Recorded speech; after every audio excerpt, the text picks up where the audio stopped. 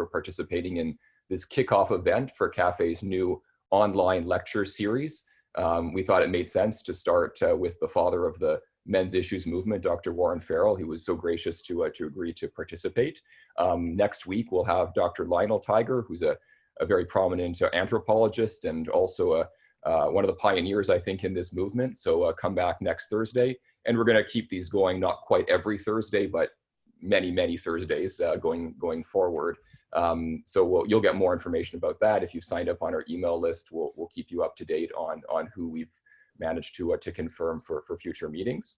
I also wanted to mention that we have completed a transition of all of our, or almost all of our programs and services online. So not just the lecture series, but our kind of bread and butter men's health and social services, things like Fathering After Separation. That's a group that's now meeting Monday evenings. Our family law information clinic. We've got one in Ontario, which meets Tuesday evenings. And I know in Alberta, actually Vanessa, who just spoke, is a big part of this program, that they're also running those family law webinars on a regular basis. So I don't remember the schedule, Vanessa, maybe you could just put that into the chat bar. If you're in Alberta and you want to deal with Alberta family law matters, you can contact our new center in Calgary. We have a domestic abuse support program, which is now online on Wednesday evenings. And we've got a men's peer support group, which actually meets Thursday evenings, meaning tonight, meaning when we're done with this webinar. If you want to join us, I can send you the information for how to log in. That's going to be at 10 o'clock Eastern time. It's a little bit late. It's actually being sponsored by our new Vancouver center. So that's 7 o'clock Pacific time, which is why that particular time was chosen. But it is open, as all of these are, to people from all across Canada. And then lastly, this is something new, which we've not done before, but it is also going to be online, which is a father-child activity group. And this will be meeting Wednesdays at 11:30 a.m. So if you've got young children, or I think we're going for 4 to 6, 4 to 7, that's the age range, then you can certainly bring them into that space. And you can register for all of these programs by simply emailing us info@menandfamilies.org. We will be updating the website with the online programs. That information isn't on the website yet, but by next week it should be. So menandfamilies.org to get more information on that. Now, just a couple of quick sort of housekeeping issues before I introduce Warren and we get to the main event. We are streaming this event. This is up on Facebook Live right now. If you go to our YouTube page, our Facebook page, Canadian Association for Equality, the national page, you'll see it playing right now. There's a bit of a delay, but you'll find it there. We are also recording this for YouTube, so it will go up for later playback on YouTube. The other thing I want to mention is there's going to be a Q&A. So after Warren's presentation, which is about 45 minutes, don't go anywhere. We're going to try to manage this so that you'll be able to ask your questions. Either you can put your hand up. I think you all probably know how to do that. I can explain it a little bit later, and then we can take questions one at a time, or you can use the chat box to communicate your question. And I'm hoping we can get a dialogue. So it's going to be a little bit challenging, but certainly through the chat, you can interact with one another and then with Dr. Farrell after his presentation. So if there are questions right now, please put them into the chat. I'll try to address them as we go through the evening. Let me introduce our keynote speaker for tonight, Dr. Warren Farrell, who is a former director of the National Organization for Women, and I think it's safe to say roundly regarded as a father, as a pioneer of the men's issues movement.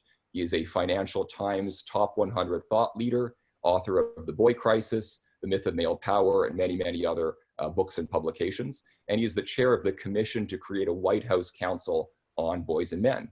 Dr. Warren Farrell, such a pleasure to have you join us at another CAFE event. It's really a pleasure to be here. This is, I guess, my third major CAFE event. So the first one was very eventful, and the second one was much more pleasurable. And then looking forward to doing our first virtual event together.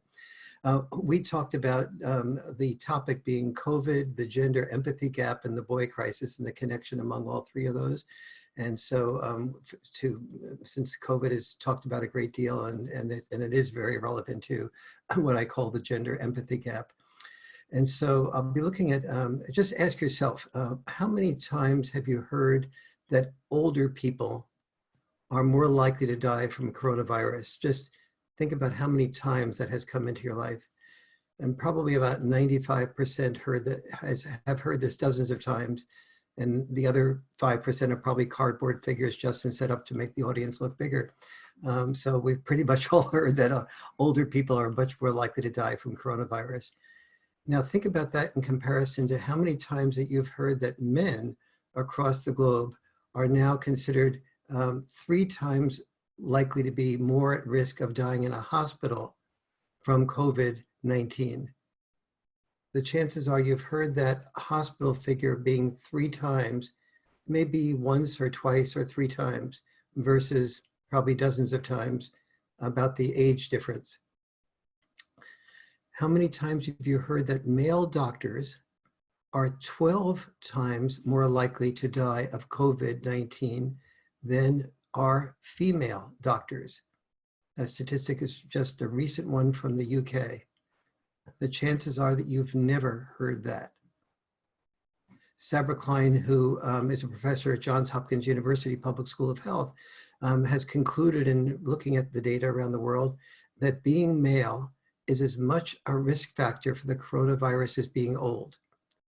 But the gap in gender empathy is not confined to COVID-19. For example, suicide. The media has rarely reported that, according to the CDC, when a boy and girl are at age 10, they have an equal risk of suicide. But if they're between the age of 11 and 15, the boys' risk is twice that of girls. Between 15 and 19, the boys' risk is 4 times that of girls.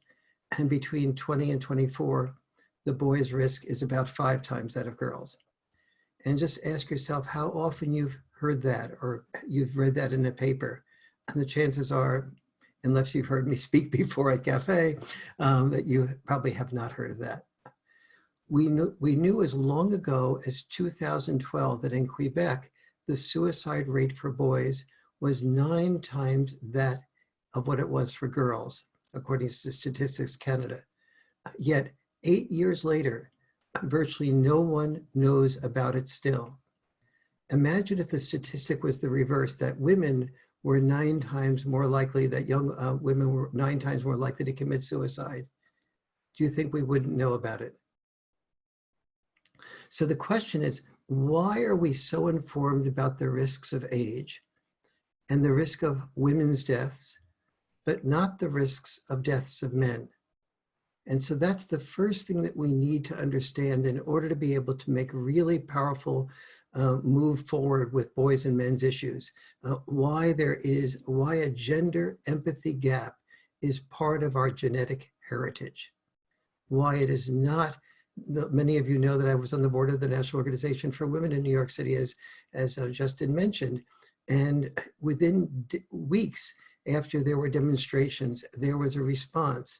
I was immediately asked to speak to the owner of the New York Times about what was happening with women. He was attentive to me.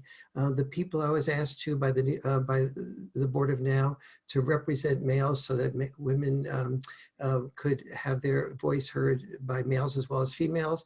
The response was faster than any of us had guessed that it would be, because very few of us knew that there was a basic protective instinct that we have toward women. And when women say what they need and what they want, men often compete with each other to be their hero, to save them, to be the one that is featured on the front page or on TV as being that hero. But why is that not true with boys and men? And I'll try to explain why. We've historically trained boys and men to die so that we could all the rest of us could survive. And it's harder to become psychologically attached to someone that you may soon lose, especially if your own survival is dependent upon men's willingness to die. So for example, historically, each generation, as we all know, had its war. Boys, as they were growing up, noticed that other boys who risked death in that war were called heroes. Rewarding a boy with the label hero was a social bribe that we created, a social bribe for that boy to be disposable. Simultaneously, a boy that A boy saw that females fell in love with the officer and the gentleman, not the private and the pacifist. And love is blind enough for him to never acknowledge that a woman who falls in love with the officer and a gentleman is attaching her love in part to his potential disposability. For parents, raising a daughter meant caring about her safety. But raising a boy meant being caught between a parental rock and a hard place. We wanted our son to be safe, for sure, but we also wanted to feel proud that he served his country in time of war. So whether as a soldier, a firefighter, or another first responder, we give social bribes for young men to die. Why? So that his potential for death might increase our potential for life. Here's where it really gets important and complicated. As these social bribes to be externally loved and respected are internalized by boys, they also become psychological bribes. And these psychological bribes create what I call the male self-worth paradox. This is the first time I'm introducing that verbally on a Zoom call. So these psychological bribes create what I call the male self-worth paradox. A boy learns to value himself by not valuing himself. So we take this male self-worth paradox, we then take another layer of what's happening in society today. A half a century of feminism, culminating in even the supposedly neutral psychological community coming out with the APA, the American Psychological Association guidelines, associating being male with toxic masculinity, male privilege, male entitlement, with liberals largely concurring that male privilege, male entitlement, and toxic masculinity is a thing, and conservatives protesting, saying, no, wait a minute, we need more masculinity, not less. I think both liberals and conservatives miss something that's very important. What liberals miss is that social and psychological bribes for boys to be disposable is not male privilege. It's not male entitlement. It's male sacrifice. Being socialized to kill and be killed away from home actually entitled women. It entitled women to love and be loved at home, which in my opinion is more entitlement than a social bribe to die or be killed away from home. What conservatives miss, I feel, is that the preparation to be honored by risking one's life requires a soldier to be a cog in the war machine and never to speak up for himself, to never, or else he's called a squeaky wheel that prevents the war machine from going without any problems and no worrying about having to value anyone's feelings. Both the honored soldier and the successful CEO are expected to repress their feelings, not express their feelings. And that did provide short-term strength for the Army. It provided short-term strength for the CEO. It provides short-term strength for the firefighter.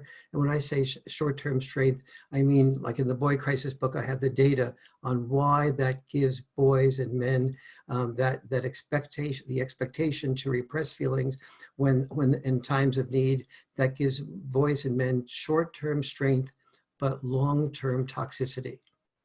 Conservatives tend to miss the toxicity part, that to become heroic, we have traded ourselves, we males have traded ourselves in as human beings in order to become human doings.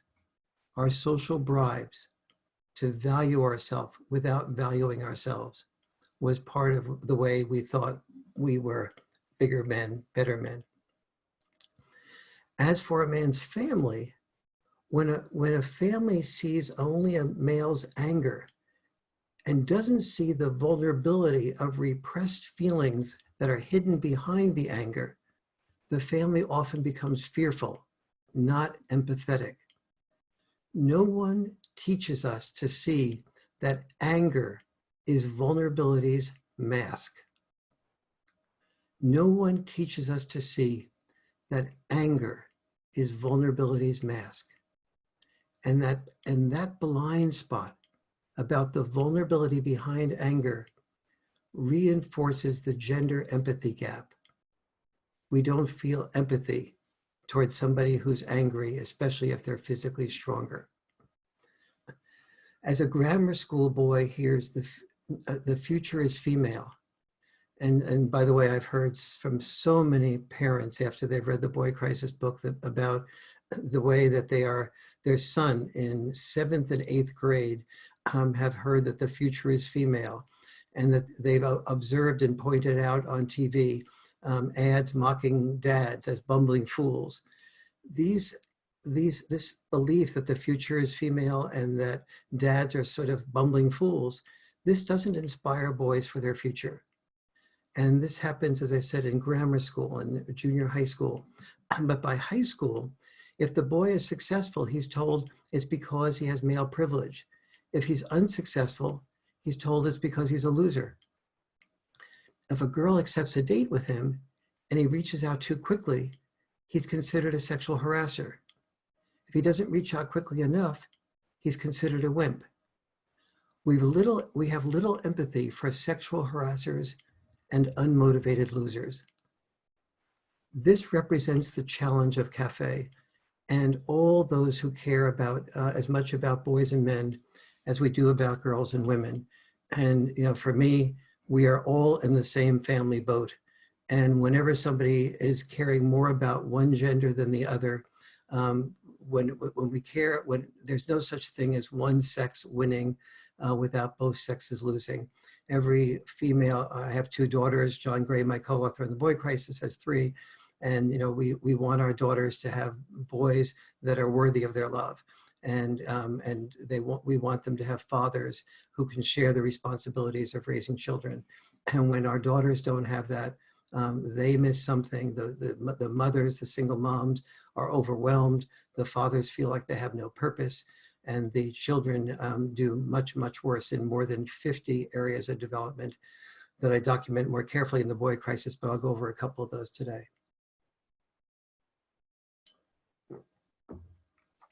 Okay, but the good news is that there is a way of communicating a message in which in which there can be a gender empathy gap that is bridged, rather than one that is that becomes greater as we make our points. By the way, before I get to the gender part of this, the first way to deal with boys and men's issues is to make sure that when you bring the issue up, you listen first. And then after you listen, that you share what you heard. The person who will be potentially listening to you, share what you heard them say. And if they say that what you feel you heard them say is not accurate, ask them, how did you distort it? And listen to the way that they say you distorted it, and then keep working at it until they feel that you have been completely able to hear them. Because it's only once somebody feels heard that they can relax their body, relax their mind, and take in new information. So the first way of achieving empathy for boys and men is to be empathetic to the perspectives of girls, women, and people who disagree with us, whether they are of the same, whether they are different or the same political stripe or gender. But on the gender level, the entry point is to understand that women have an instinct to fall in love with men who will protect them. But if a woman is a mom of a son, she has a different instinct as well. She still wants adult men to protect her, but she now has an instinct to protect her son or sons. So she has conflicting instincts. I want to be protected, and I want to protect it. In fact, if she has a son or sons and a daughter or daughters, she has a greater instinct to find a male who will be a protector And if there is no male around who will be a protector, she's not even inclined to find a male at all because she just feels a man who can't be a protector just gives her one more child to support.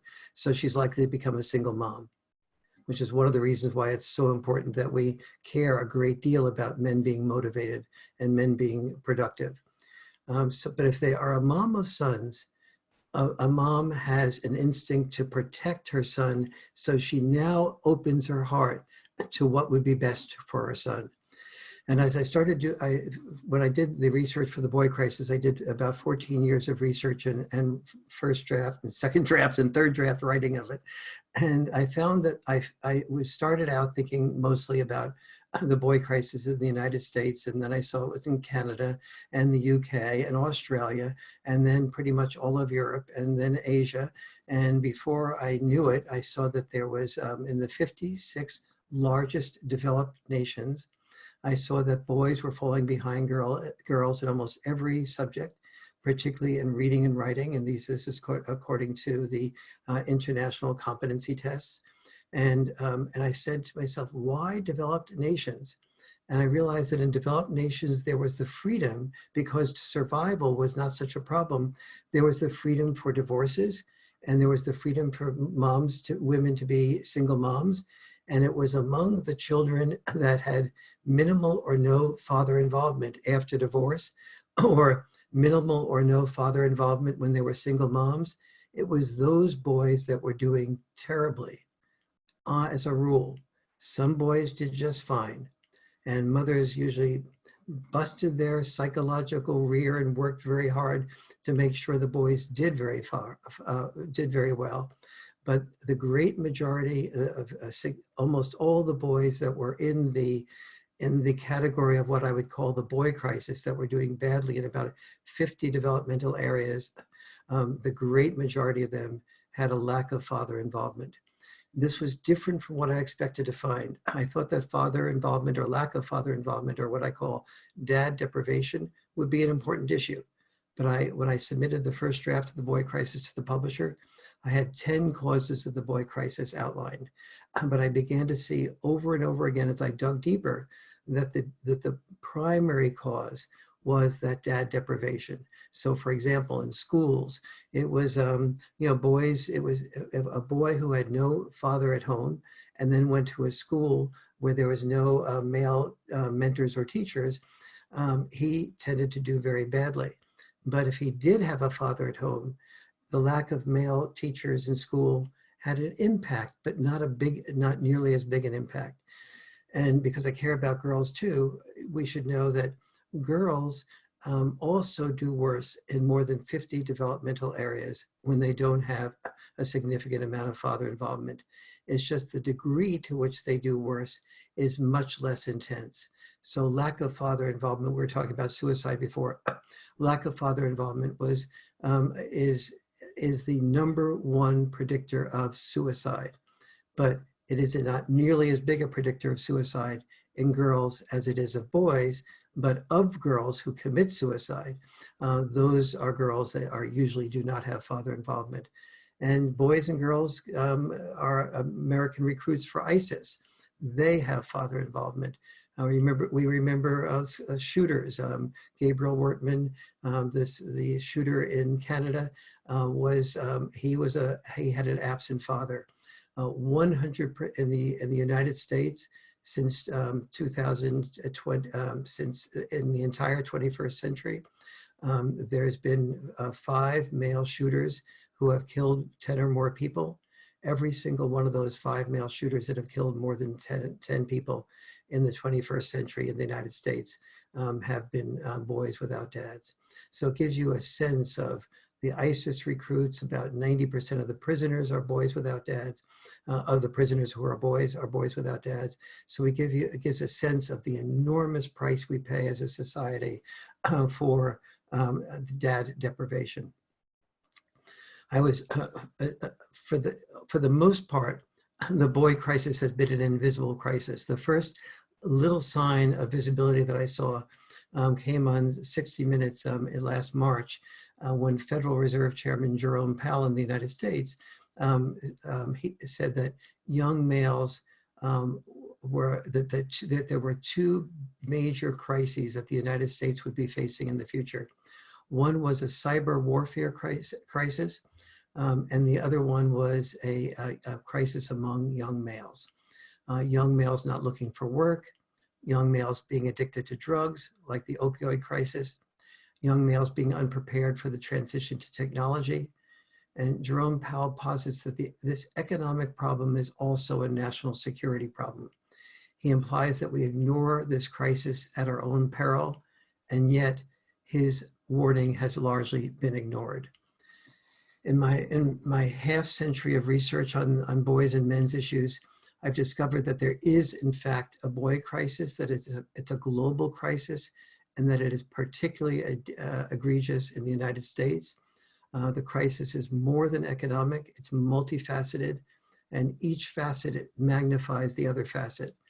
So certainly we know that worldwide it's a crisis of education. I mentioned a little while ago about the propensity of how the baseline level of proficiency and all of the core subjects as measured by the Program for International Assessment is much lower for boys than it is for girls in all 56 of the largest developed nations, and that even boys' IQs are dropping.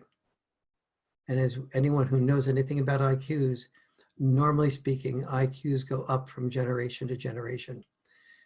We've seen already that it's a crisis of mental health in what I discussed about the mass shooters, the prisoners, Islamic State terrorists.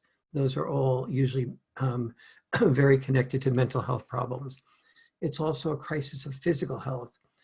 American men's life expectancy has decreased 0.2 of a year, even as American women's life expectancy has remained the same. Boys and men are dying earlier in 14 out of 15 of the leading causes of death. And it's also a crisis of shame, as I was mentioning a little while ago, about, as we saw most powerfully in those APA guidelines. Masculinity is toxic, the future is female, dads are bumbling fools and deadbeats. It's a crisis of economic health. The economy is making a transition from muscle to mental. Muscle, when I grew up, any man that didn't do well in school and he wasn't sort of academically inclined, there were lots of opportunities in using his muscle. But it's also, the economy is making a transition from muscle to microchip, as with the 1.7 million truck drivers predicted to be largely replaced in the near future by self-driving trucks. With the US neglecting vocational education, those with no high school degree have nearly 3 times the unemployment rate as those with a college degree. Boys are falling behind girls in all these developed nations because once the fear of starvation was no longer a major problem, we created a new problem, which was the freedom to have these divorces, the freedom to be able to have single moms. And that created a new problem. Almost every time we solve any problem at any point in history, there are unintended consequences. And one of the unintended consequences is that dad deprivation. And I've discovered that more than anything else, the boy crisis resides where dads do not reside. The APA, in a different set of studies, found that father absence predicts the profile of not just the bully, but also the bullied person's poor social skills, the bullied person's poor grades and self-esteem, the self-esteem of both, the self-esteem problems for both the bully and the bullied. According to a study in the Journal of Marriage and Family, every 1% increase in fatherlessness in a given neighborhood predicts a 3% increase in adolescent violence. It starts early, I found, that before 6 months of age, the less interaction a boy has with his dad, the lower that boy's mental competence is, his IQ. And dad deprivation is a significant predictor of the increasing rate of male suicide, as I mentioned before, of drug overdose, but also of obesity and withdrawal into video game addiction. It even predicts by age 9 a shorter life expectancy as determined by shorter telomeres. That's probably something you heard and didn't hear. Dad deprivation predicts by age 9 a shorter life expectancy as determined by shorter telomeres, the protective end caps in chromosomes. The shorter they are, the shorter the prediction of one's life expectancy. By age 9, when you control for socioeconomic variables, both boys and girls have a shorter life expectancy, a 14% shorter life expectancy on average when you combine both girls and boys. But boys' life expectancy at age 9 is yet again 40% shorter by the shorter telomeres prediction than the girls is. That gives you some impact on even the unconscious level, on a cellular level, how powerful dad deprivation is.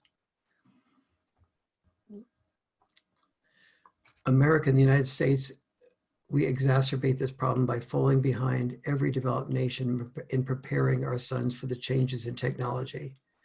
In contrast, in Japan, there's extensive vocational education programs. About 30% of students are involved in vocational educational programs. And the amazing thing is that 99.6% of the Japanese graduates involved in these vocational education programs, 99.6% receive jobs after graduation.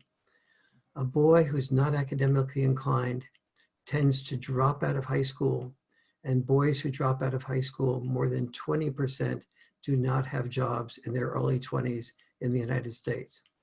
That boys who don't have jobs often feel they have no purpose, feel they're losers. They know that they soon find out that girls are not attracted to losers, they want winners. And they start going into a cycle of depression, alienation, often addiction. I want to make it clear that there's a straightforward solution to dad deprivation, and it's dad involvement. Conservatives have long supported dad involvement, and both my feminist friends from the past, Betty Friedan and Gloria Steinem, have said that mothers would not be equal at work until dads were equal in the home. Gloria Steinem used to tell me, what we need is more women in the workplace and more men in the home. Unfortunately, feminism has lost its connection to encouraging more men at home. And there's been much more encouragement among conservatives to getting more men involved at home. The White House has been much more responsive to me in developing father warrior programs and in getting more dad involvement, unfortunately, than the Democrats in the United States have been. But we need to know that dad-deprived girls also experience most of the problems faced by boys, albeit less intensely.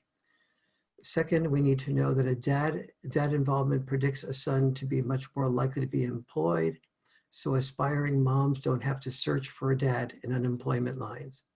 There aren't a lot of women thinking about having children that look in unemployment lines and the basement of parents for boys who have a failure to launch. Third, with fewer boys defining their purpose as future warriors by being disposable in war, and fewer defining masculinity as being a sole breadwinner. Millions of young men are experiencing what I call a purpose void. And what I found is that inspiring young men to become a father warrior can fill that purpose void. But this also involves inspiring women. This also involves inspiring women to value men who wish to focus their lives to a much greater degree on being fathers, as opposed to saying, oh, those men won't be earning much money, not interested. Males will do almost anything to receive the love of women and the sexuality of women. If women said, we'll fall in love with and have sex with men who are walking on their hands, we'd be having hand walking contests in the next week or so. And virtually every male knows that.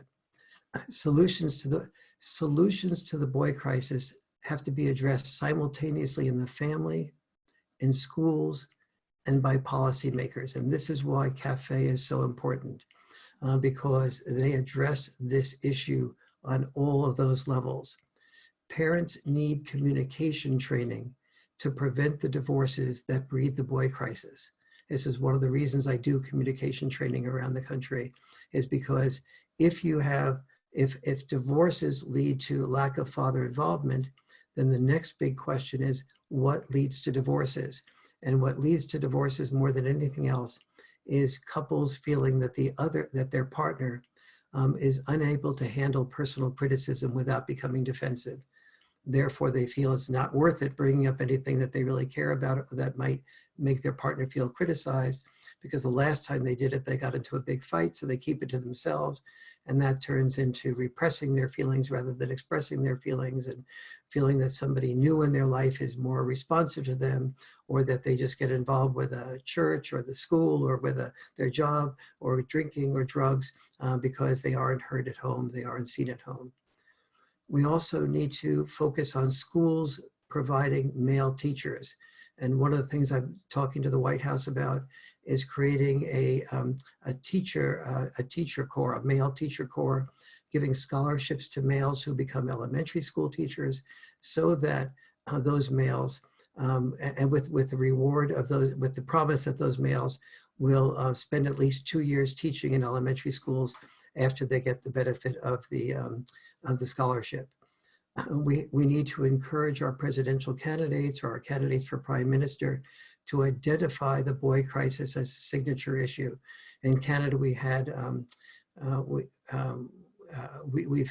just one or two parliamentarians like Ann Cools who have recognized the boy crisis for more than a decade now.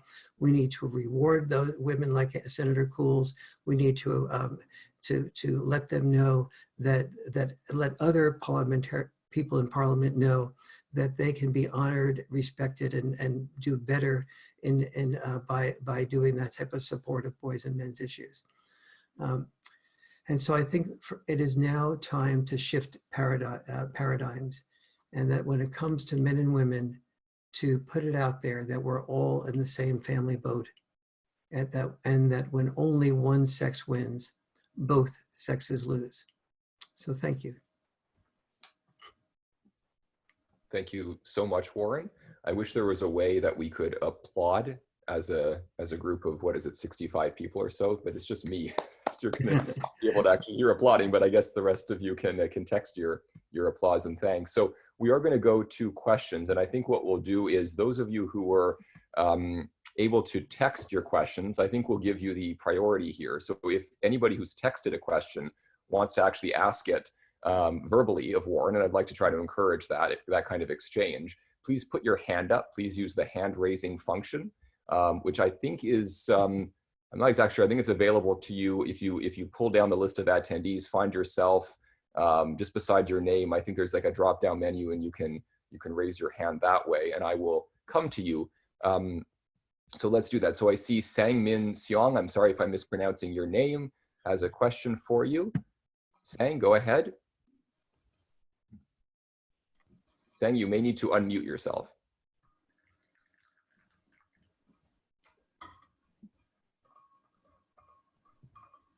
Go ahead. Hello? With your question. Hello? I can hear you now, Sang-Min. Yeah. First of all, I'm really honored to meet you, Warren.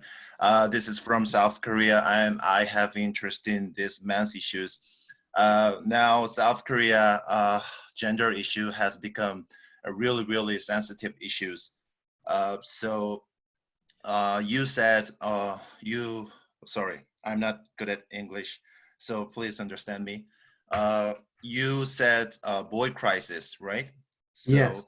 in my opinion, to solve the boy crisis, men have to get the opportunity to become a housekeeper in marriage. But as far as you know, many women biologically, historically, want to get married with men who are good at making money. Yes. So in South Korea, many women want to get married with men who are good at making money, not only good at making money, but also good at taking care of babies. What do you think about this topic?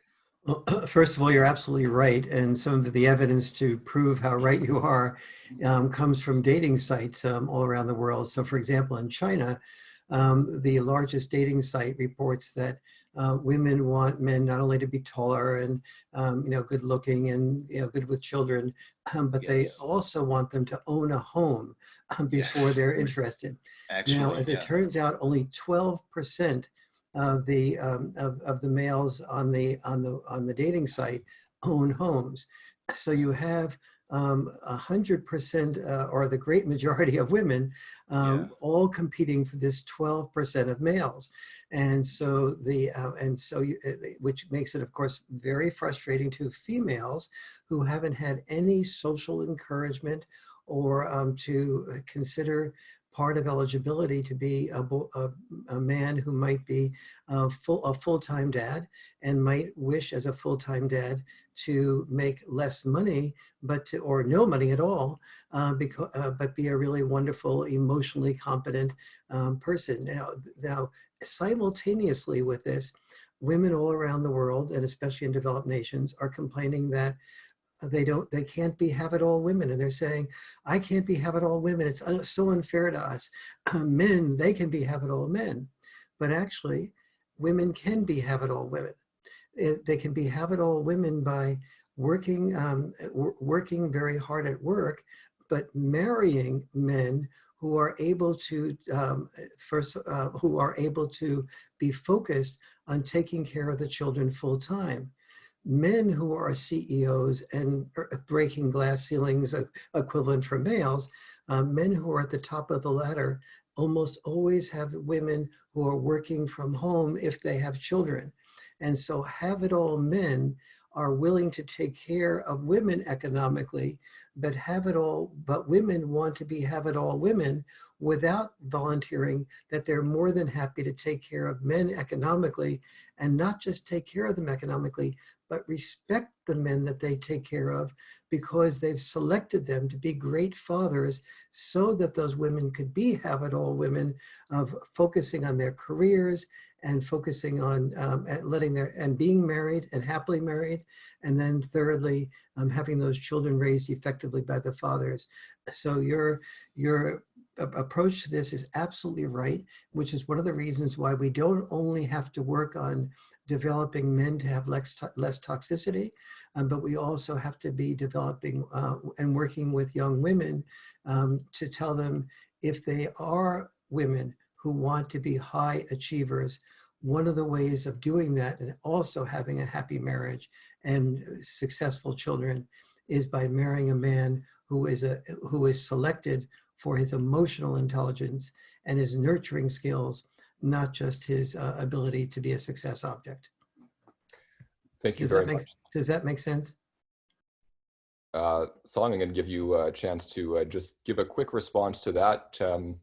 You'll have to unmute yourself again. Thank you very much.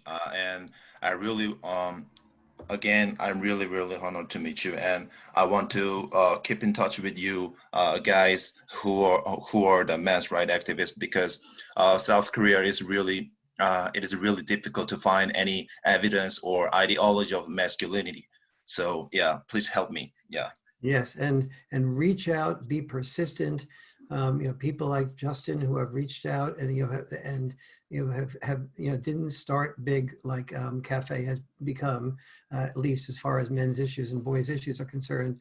They started small and they worked hard and they raised money and they organized, and they got a lot of rejection and a lot of calls of being misogynist, etc. And that is all the price you will pay for moving forward what will ultimately be enormous benefit to both girls and women, as well as boys and men. Thanks again, Song. Let's go to another question. So the next one on the list was from Bob McGuire. Bob, can you put your hand up if you'd like to talk directly to Dr. Farrell? Otherwise, I'm happy to read your question.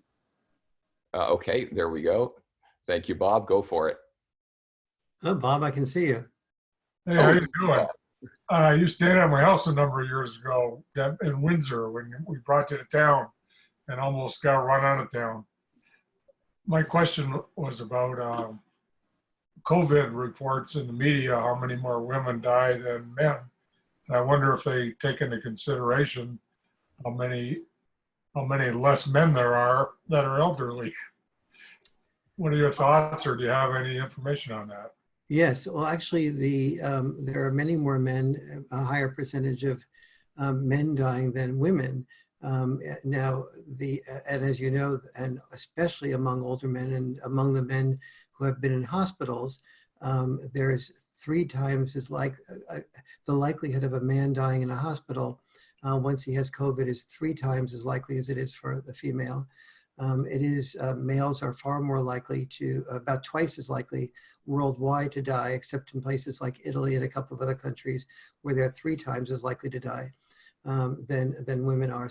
And then, as you may have heard if you were at the beginning of the talk, when it comes to male doctors versus female doctors, male doctors are 12.8 times as likely to die from COVID as female doctors. Despite what you said about the fewer men being older. I'm going to just jump in here because there's a question coming up. It's a bit out of order, but since it relates, it's from Derek Lewis. He says there was a report last week that testicles are vulnerable to COVID virus. That's why men are 3 times higher to come down with COVID. Are boys the majority of kids getting COVID? You know the answer to that? Yeah. Boys, I don't know about boys versus girls. We just know that the data for boys and girls is very small, that they may get COVID, but it's more like a regular flu. They get it and they get over it and they probably develop an immunity to it. We don't have the final data yet as to whether that immunity will last a long period of time or not. So the danger for boys and girls really is not, young boys and girls is not really great. What we do know, though, is that males, once they get older, are far more likely to, more likely at the 2 to 3 times level to die. And then with the doctors, there's a number of causes there. One is that doctors who are males are more likely to be older than the female doctors. They're also more likely to work full-time and overtime. Female doctors are more likely to work part-time. But that just is an example of men being heroes in society. We also tend to take more, to take responsibility for men. Men also tend to take more risks. Some of those risks are the risks that make us the heroes, the firefighters and the working long hours and becoming exhausted and weakening our immune system, and then leading to our earlier deaths. And so the wonderful thing about men is we're willing to die for women and for everybody else.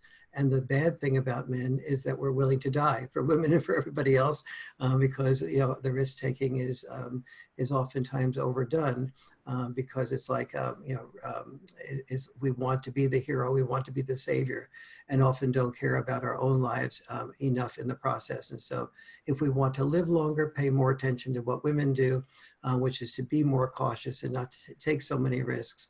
But if you want to save somebody else and you're willing to die in the process, then behave more like a male tends to typically behave. Okay, thanks very much, Warren. Thanks for your question, Bob. We appreciate it. Let's go to next question, which, going down the list, is Randy Binaro. Randy, did you want to ask your question directly? You could just put your hand up, or I can read it for you. Actually, okay. Justin, can you hear me? Yes. Yeah, I realize I didn't really perfectly answer that question about I don't know the story about, I have heard the testicle information. I also, estrogen in women tends to be an immune booster. Interestingly, estrogen in men is not an immune booster. It tends to be a stressor. but I don't know about the answer to the testicles question directly. I haven't seen really good research on that, so I wanted to not ignore the initial takeoff on that question. No, thank you. And let me just note, we have 60 plus people on the line. Maybe somebody has the answer to that or can give us a evidence-based link to the answer to that. Feel free to put that in the chat box. Okay, so Randy has not put his hand up, so I will read his question for him. Randy says, I have a 20-month-old who's living with the mother as we're separated. The mother is controlling and kind of an alpha woman. How can I let my son see me as an equal, not as a lesser man or a father to him now and when he grows up? I was also abused by her, and I don't want him to see me as weak, but strong and reasonable, as I left the mother without hitting her back. Yes, yes, absolutely. Do you want to comment on that? Sure. What I've been doing all around the country for the United States for quite a while now is couples communication workshops, and it's hard to explain what takes me about 12 to 20 hours to do, but the number one tool that if you love someone, the more you love them, the more vulnerable you feel. Therefore, the more that if they're criticizing you, the more there's a fear that you don't want to be criticized by someone you love, because there's an underlying fear of being abandoned. And nobody knows how to handle personal criticism without becoming defensive. That's the Achilles heel of all human beings. So if you really want to work on the underlying causes, it's so important to know the method of being able to handle personal criticism without becoming defensive. That really is not known, which is why I felt it important to be able to do to develop a way of doing that. Fortunately, I'm going to be putting this in the next month or two. I'm going to be making this available, all 12 modules of doing this.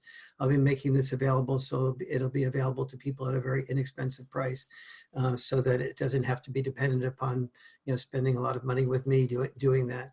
And so, the process, if there's one word that is so important to healing a marriage, is providing a safe space for your partner to be able to say what she or he needs to say, to saying inside of yourself that before you hear criticism, you have to go into a meditative state. You have to know it's helpful to know multiple meditations before you hear criticism, because we're biologically not programmed to be able to handle criticism from a loved one without becoming defensive. So it's an elaborate process. If you want to get a few hints on that, just go to my website, the warrenfarrell.com website, and go to couples communication, and I elaborate a little bit on it. Well, a fair amount on it there, but there's the reason I've created the work in this area is because it is so it is not getting a therapist who gives you insights into where you're right and where your partner is right. Rational insights do not last very long when a couple is arguing and is feeling criticized. Rational insights tend to disappear when we're being criticized, and so it takes more than just book learning to be able to be a good, not just a role mate to your partner, but a soulmate to your partner. Thank you for that elaboration. I'm just going to note, nobody has yet provided a link regarding the testicles comment, but somebody did provide a link for the study on telomere length and how it affects boys in stress. So you can take a look at that in the chat box. We have a couple of comments from Yongrak Park. I'm sorry, again, the mispronunciation is possible there. There are more comments than questions. So Yongrak, if you did want to turn that into a question and put your hand up to ask it, go ahead and do that. Otherwise, I think we will move on because there's a lot of questions here. Looking at Roger Chalice having a question. Roger, did you want to ask that directly to Warren?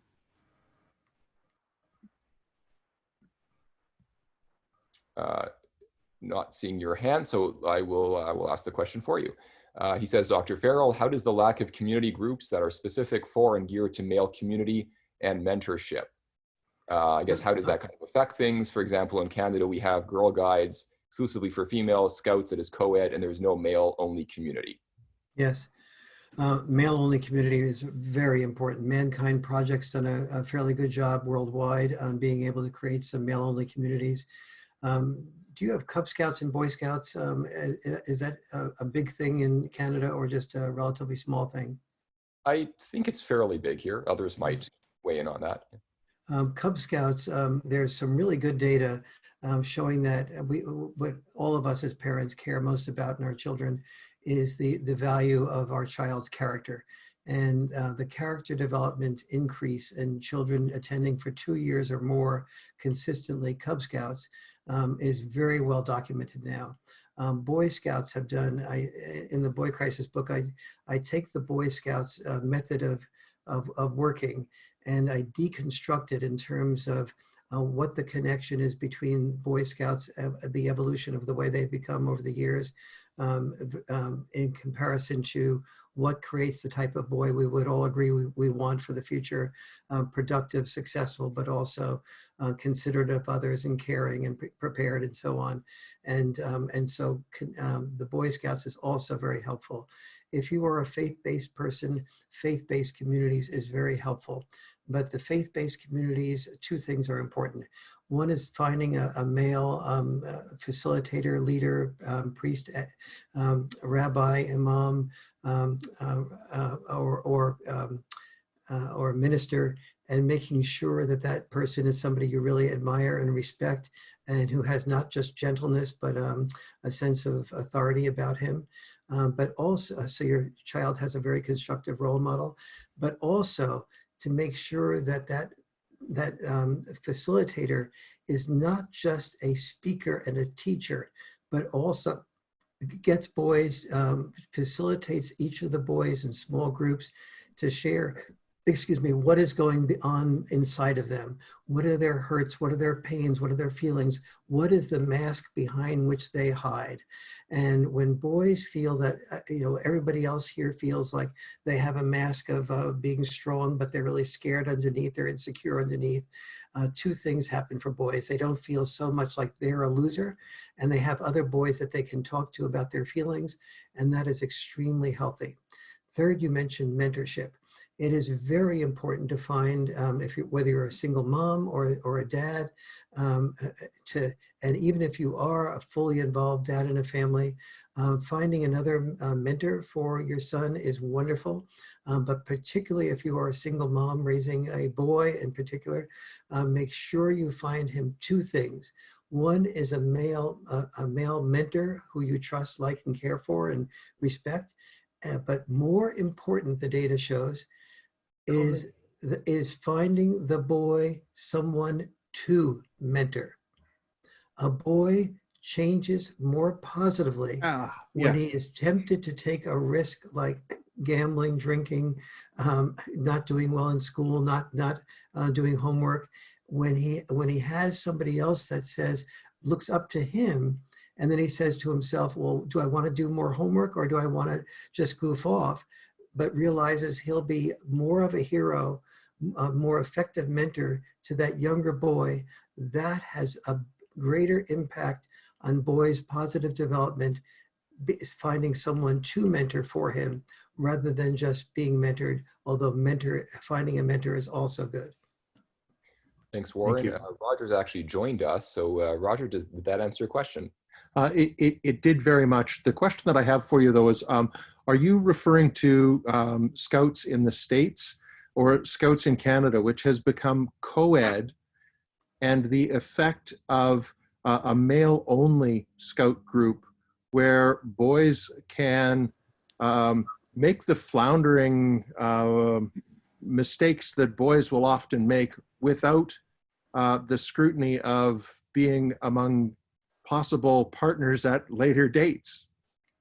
Yes, first of all, your point about boys making mistakes and not having girls, sort of like shame them or distance themselves from them or not express as much admiration, affection for them, depending on their age, is very important. And that is why it's very important to have separate male activities. And as I understand it from talking to the CEO of the Scouts in the United States and one of the vice presidents there, that there is that the Scouts still have that option. So they have some activities that are together, but that many people have misinterpreted the Scouts to that when they have combined with girls or allowing them to be part of it, that a great many of their activities are still separate. So do you know, Roger, whether that's true in Canada as well? In Canada, it is not true. We have a Girl Guide program. We have a co-ed scouting program that runs all the way from Beavers, Cubs, Scouts, Ventures, and Rovers. That's all co-ed. And there is not a program available that is exclusive to males. I'm quite involved in the scouting community. So there are not even activities that are for males only and activities that are females for females only? That is correct. We only have co-ed or female only programs. Oh, so the Boy Scouts have only co-ed or female only programs. You're saying to me that they have female only programs in the Boy Scouts, but they don't have male only programs in the Boy Scouts? Is that what you're saying? You're very close. Scouts in Canada is not the Boy Scouts. We are Scouts Canada. Yes, and that's true. Yes. Yes, and there is Girl Guides and Girl Scouts that continues to be a sister organization to the scouting movement that is exclusive females. Fathers cannot even be leaders in the Guides program, where most of the leaders within within the scouting community that I've been a part of were probably 70% females that are leading the scout programs here in Canada. Wow. First of all, would you email me at warren@warrenfarrell.com, give me more information on this. I'll check out whether that's true in the United States as well. So I'll be informed on both accounts for that. And if there's some equivalent in other countries that people are listening from, I'd like to know more about that. So my brief comment on that is the D word, disaster. And why? For exactly the reasons you just mentioned. For males not to have their own place to develop, make mistakes, take risks, and without being in a female mode is really an enormous shortcoming. And I'm sure with Justin hearing this that there'll be maybe some effort can be made to see what can be done either with the Scouts or alternatively creating other compensatory private organizations that can be different than that, or creating public organizations which would be subject to the equal protection clauses in the Canadian Constitution that would prevent there from being female only options but no male only options. Thank you, Warren. Thank you, Roger. Let me just take a moment to point out that Roger is co-director along with Paul Dowell of our new Vancouver branch, the Center for Men and Families Vancouver. So indeed, we will be working closely on that with that team. If any of you, I know some of you are from Vancouver and from the greater kind of British Columbia region. If you want to get involved in that new effort, we anticipate Vancouver being our 4th full-time center to be opened, obviously after the quarantine is over, but probably in early 2021. So really exciting stuff happening across Canada, in particular going forward in the West Coast. So you can contact me or you can contact Roger about that. Okay, let's go to Joaquim. Joaquim, did you want to ask your question verbally? Are you? Oh, you do. Okay, perfect. Go ahead, please. Hi, Warren. Good seeing you again. Thank you, Joaquim. Nice to hear you. Nice to hear you. I don't see you, but nice to hear you again. Yes, we met 2 years ago, or 3 years, I think, in Calgary. Me and my son, we were there with with Cassie J. That was great evening. So you're talking about the instinct of protecting women and making men dispensable. Yes. So what part is there just purely genetics, and what part do you think is socially imprinted? And then does it actually matter? And what can we do about, things that are genetically imprinted? Is there actually a chance that we can change these things? Yes, so I'd say it's about 80% genetic and 80% socialization. Unless you accuse me of being bad at math, I'll explain that. So we are genetically programmed. So to do the 80% genetic first, 85% of among almost all animals, with a couple of exceptions, the females they reproduce with the alpha males. So, for example, the female buck elk will almost always reproduce with the male buck elk that has the largest rack, literally the largest rack. But to get that largest rack, the male has to exhaust 30% of his minerals, his calcium, and his nutrients. So if the moment he reproduces with the female that is now interested in him because he has the largest rack and is therefore the alpha male, the moment he reproduces, he has to get rid of that rack by rutting, and lest he lose his, lest he die of a lack of nutrients and calcium and minerals before the winter sets in. So the woman is attracted to the male that has the ability to protect her and her offspring, even at the expense of his own disposability, which is to me a perfect example of men's weakness being their facade of strength. He has a facade of strength, that big rack, but he's actually, in the process of creating that rack, become the weakest of all the males. And that's the fundamental genetic heritage that we all have to deal with. That's the bad news. The good news is that part of our genetic heritage is developing parts of our brain, such as the RCZ, or the rostral cingulate zone, that is biologically programmed to for us to hear approval and have our dopamine or our feel-good drug or our motivation become higher the more we get approval for something. So when we call the boy a hero for going to fight to keep the Nazis from taking us over in World War II, the boys will almost, males will hear, dopamine increases if I become that hero, and they will risk their lives to become that hero.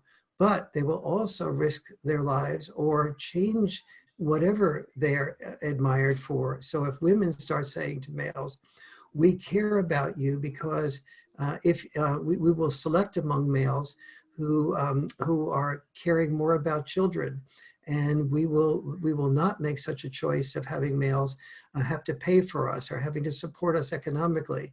And that's a very slow change, but women have to be encouraged to, women like men also respond to feedback from especially female peers, like males respond to male peers. And so when a woman is saying to, I remember once in my own life, I was involved with a woman who was a medical doctor, and when she and I moved in together, she moved into my home, and then I asked her to pay to share in some of the rent, even though it was only about 30 or 40% of what it would have cost me for that purpose, and she was just fine with that, no problem whatsoever.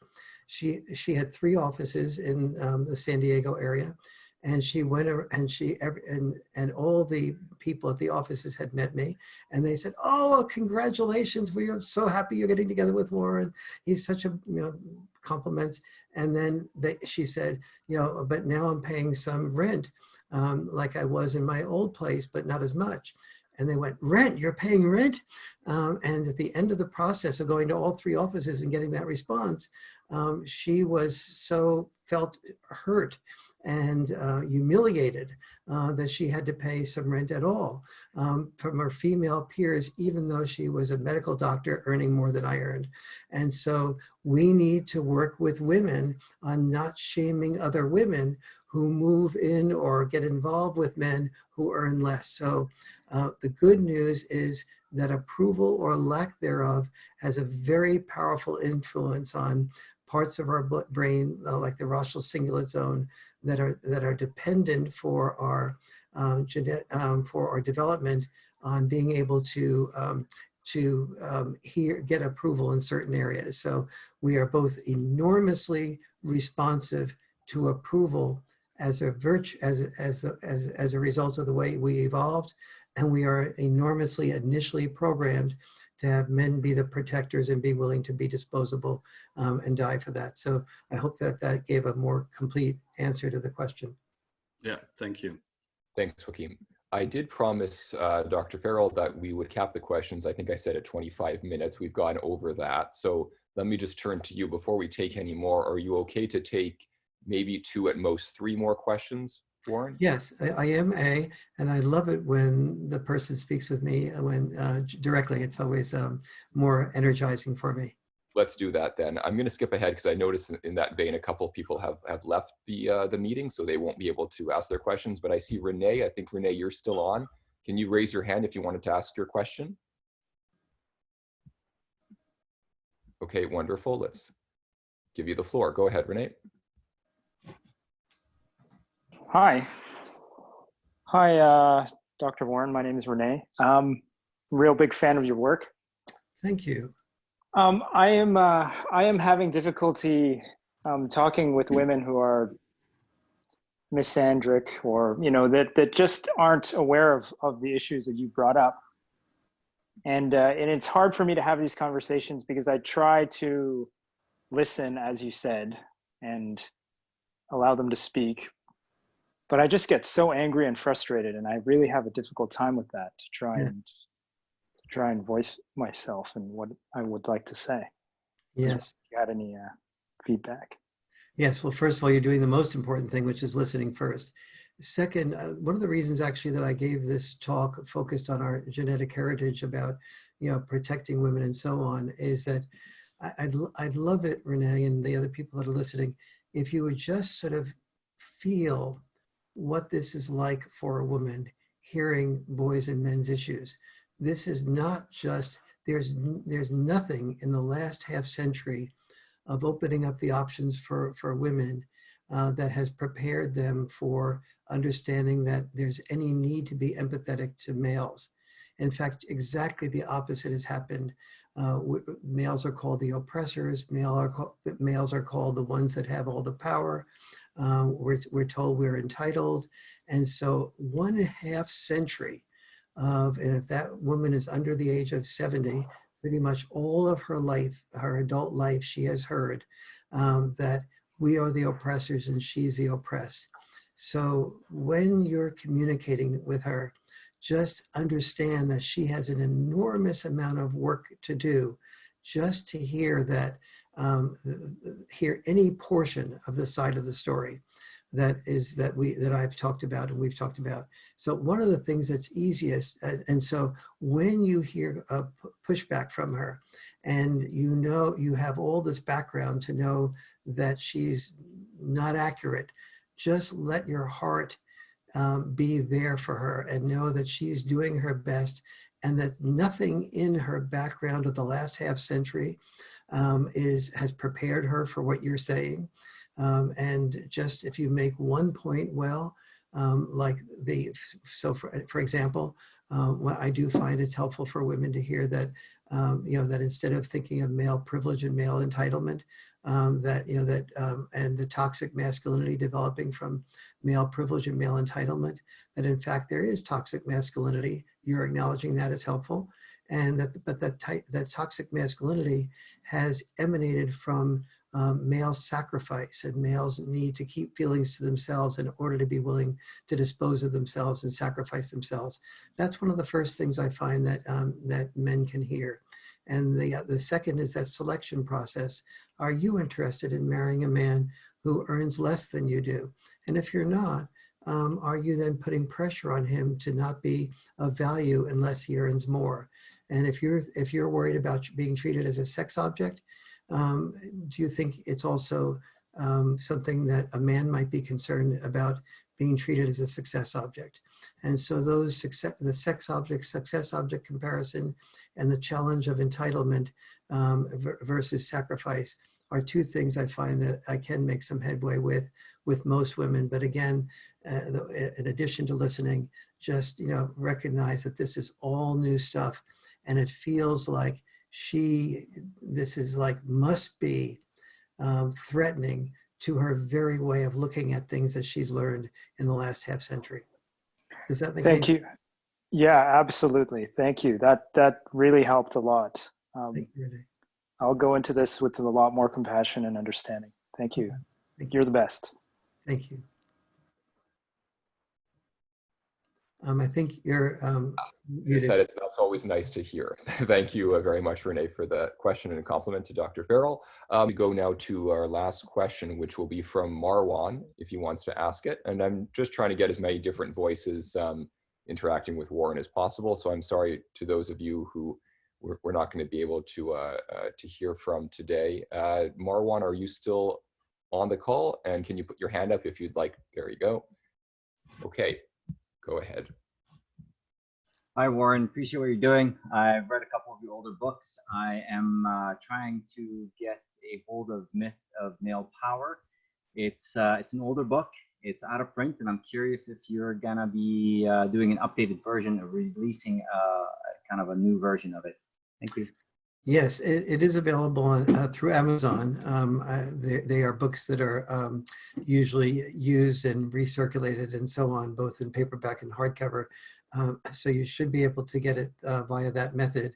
There's also something that I have an audio that I've done that's a question answer version of the book that has been very popular.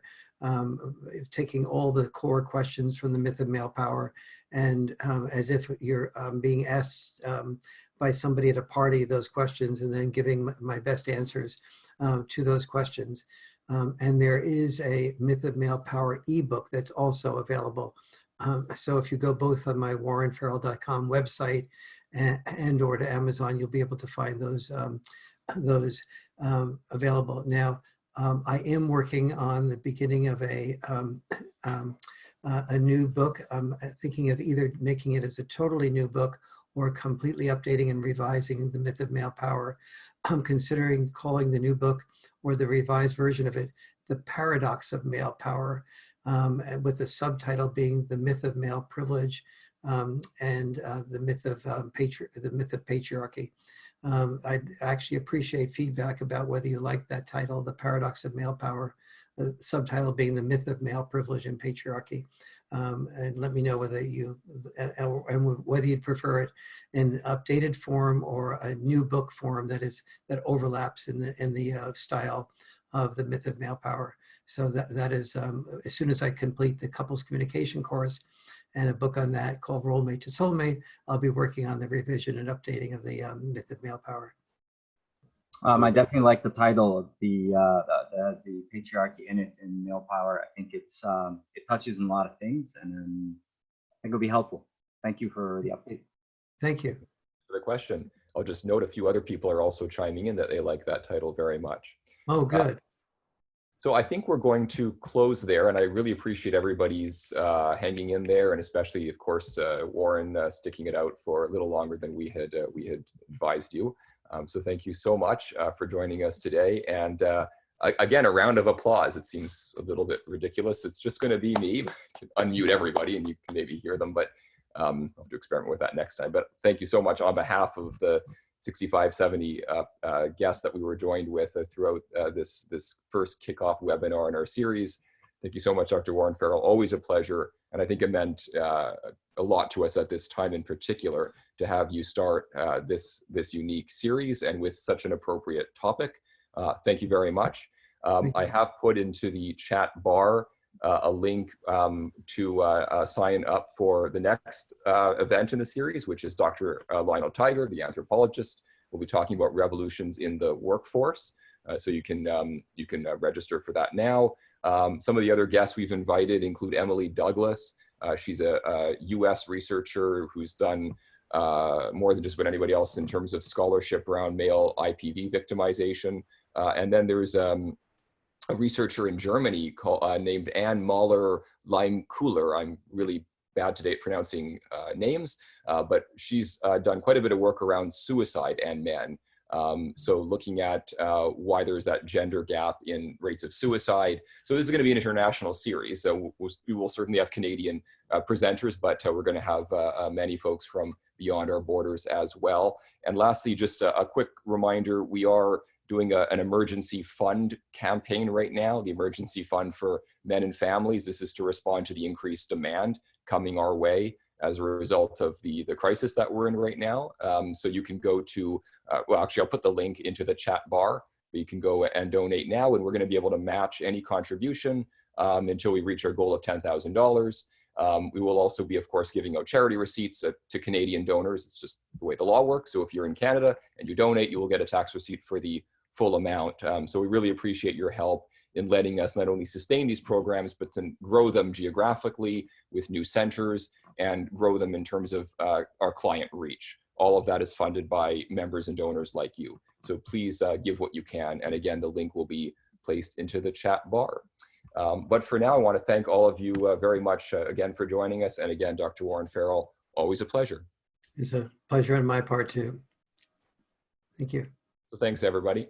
We will leave, I'm not quite sure how this works, but we'll leave the chat open, but I think we are going to sign off.